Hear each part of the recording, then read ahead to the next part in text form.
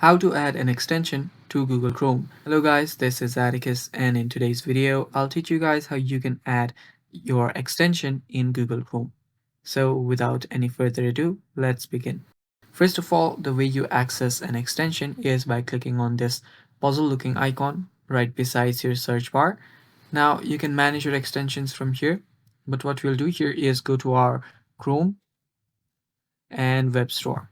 So simply head over to Chrome Web Store and you will see the extensions option there. Now if you go here, you will see discovery, extensions and themes. Go to extensions. If you have a particular extension in mind, you can simply search for it here on the search bar and then download it. Now if you see here you want to just download an extension, you can simply add it. Now if I go here and add this extension, let me go to show YouTube dislike, and if I just tap it to add to Chrome, it'll give me a pop-up saying add extension. Now I will add my extension here, and as you can see, it has been added. Now what you'll simply need to do to use this is head over here. You'll see your list of extensions, and on your list of extension, all you need to do is simply tap on the extension to enable it, and you're basically good to go. And that is how you add an extension to your Google Chrome.